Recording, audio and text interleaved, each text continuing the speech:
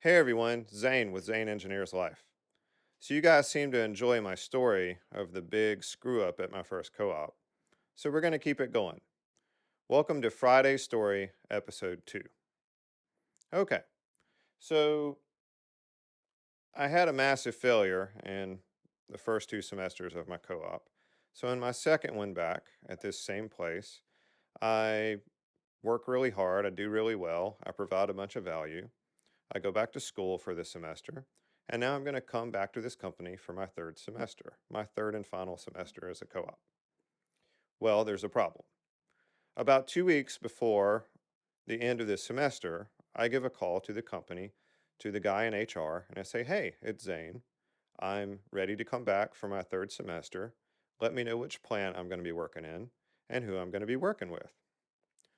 Well, the HR guy says, "Oh, wait, I've got some bad news." And I'm like, "Oh, really?" He said, "Yeah, we've decided to eliminate your position." I'm like, "Really?" He said, "Yeah."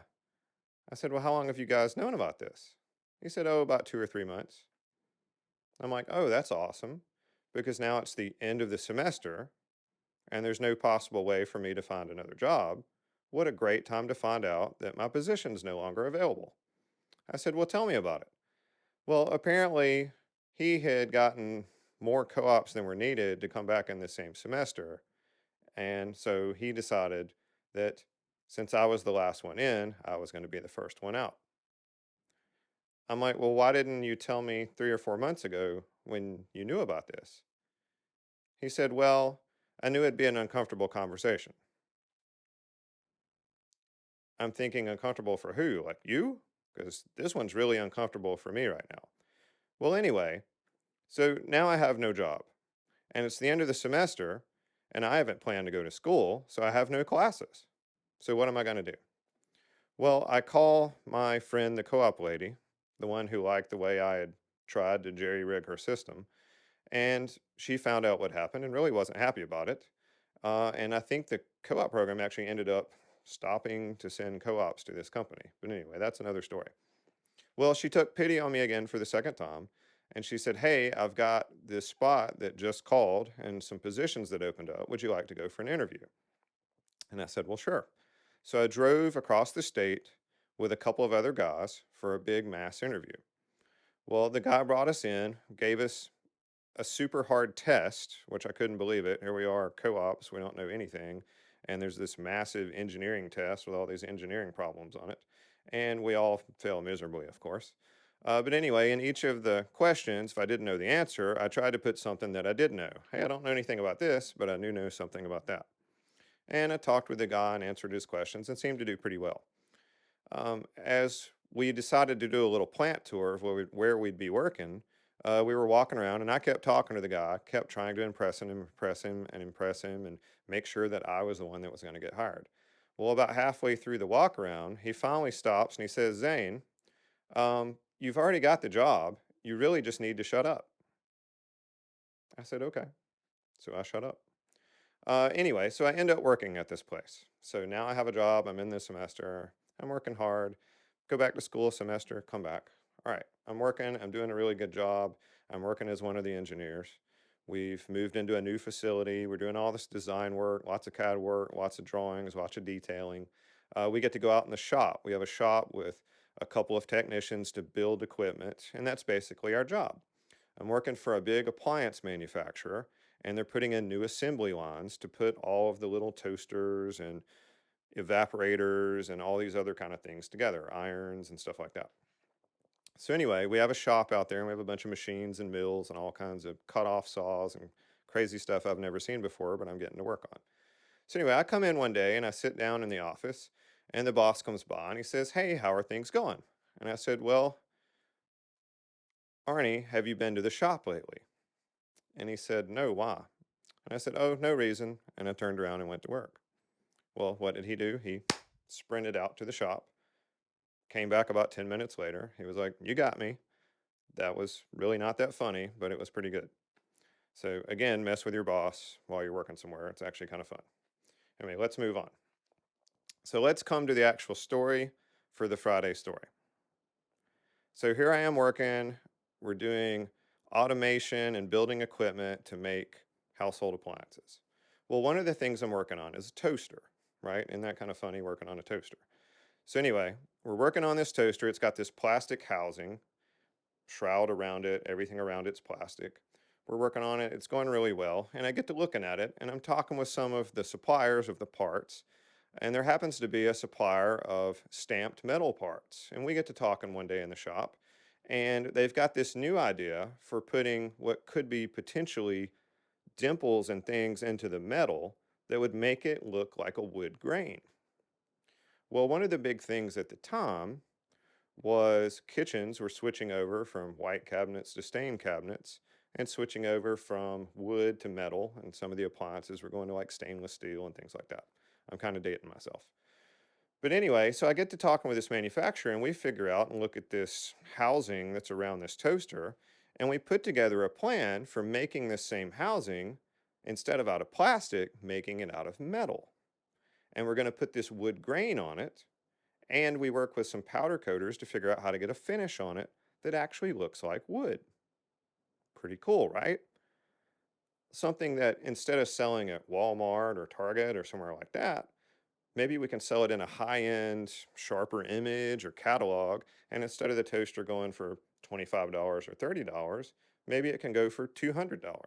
Okay, cool, right? So I put this whole plan together, what the costs are, work with the manufacturer to get everything to work out, get all our parts working, and we get it where we think we can get it to be for the cost we need to make the parts in the quantity we need.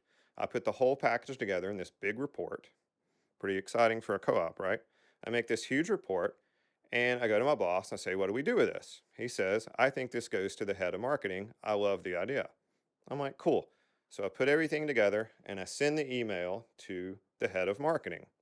Well, the head of marketing at the time of this company was a French major. Okay.